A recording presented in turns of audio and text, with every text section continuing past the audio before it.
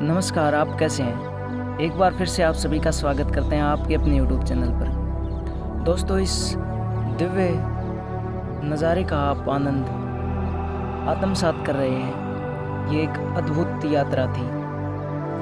हम इस यात्रा में आगे बढ़ते रहे और जैसा आप इन पहाड़ों को देख पा रहे हैं, बहुत ही विशालतम ये पहाड़ अपनी इस सौंदर्य प्रकृति का एक अनूठा उदाहरण है। अपने आप में दिव्यता समेटे हुए इन पहाड़ों ने सभी प्रकार के रास्तों में जैसे एक सुगंधनुमा वातावरण बना दिया हो। इस पवित्र भूमि देवभूमि उत्तराखंड के इस अद्भुत नज़ारे को आप आत्मसात कर रहे हैं। हमारी इस यात्रा में बहुत से कावड़ यात्री, बहुत से बाइकर्स जो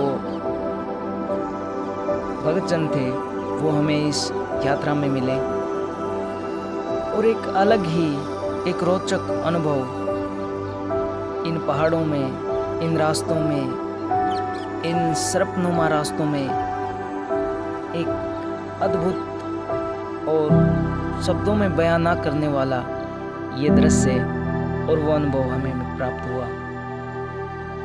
इस अनुभव की इस दिव्य झलक को प्राप्त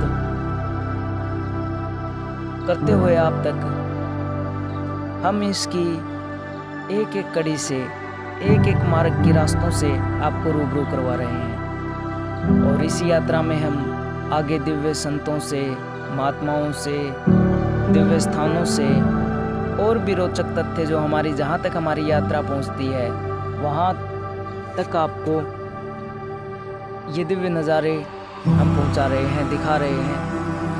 और इसी प्रकार की इस प्रकृति से जुड़े रहने के लिए आप हमारे परिवार का हिस्सा बन सकते हैं।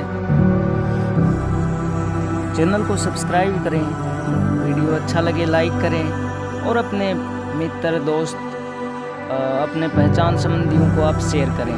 हमारे इस दिव्य यात्रा में सब एक अलौकिक दृश्य जो है आप देख पा रहे हैं। और जहाँ तक कि हमारी यात्रा पहुँचती है वहाँ के अनुभव आप तक हम शेयर करते हैं। इसी श्रृंखला में चलते चलते हम इस रास्ते पर एक शहर नुमा एक गांव आता है और यहाँ से लगभग अगर आप ऋषिकेश से निकलते हैं तो शायद ये गांव है इनका।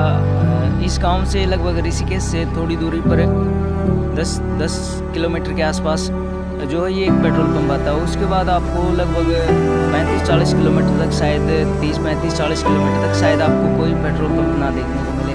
तो ये हमने एक बार पीछे गलती की कि हमने वहाँ से ऋषिकेश से हमने पेट्रोल डलवाया और हम आगे बढ़ चुके हैं। और इस यात्रा में हमें ये ध्यान नहीं रहा कि पेट्रोल पंप जो है वो आगे हमें मिलेगा या नहीं मिलेगा, और इस पेट्रोल पंप को हमने छोड़ दिया।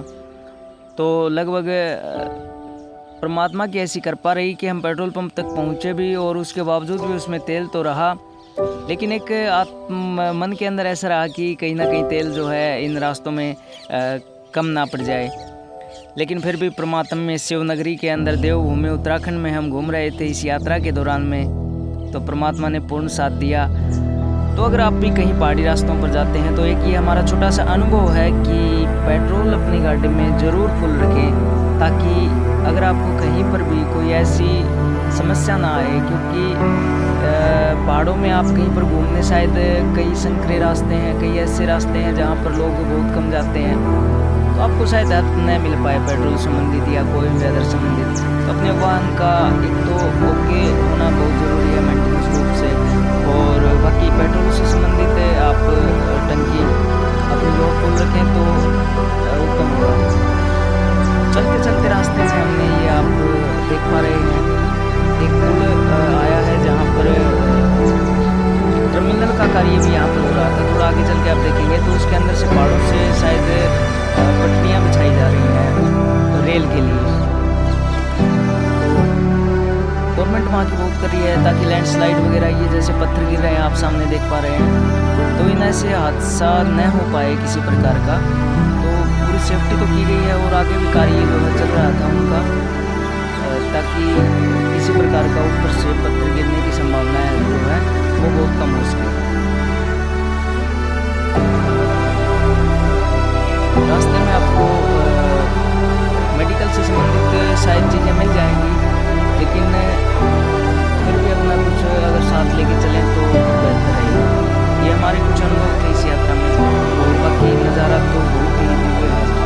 मन ऐसा रहा कि हम सुबह पहुँचे, सुबह गए थे यहाँ पर निकल गए, लगभग हम निकल चुके थे 80-85 किलोमीटर के आसपास आगे पहाड़ों में निकल चुके थे, और इन दृश्य को आत्मसात करते हुए हमारी यात्रा बहुत ही सुंदर और बहुत ही अद्भुत रही।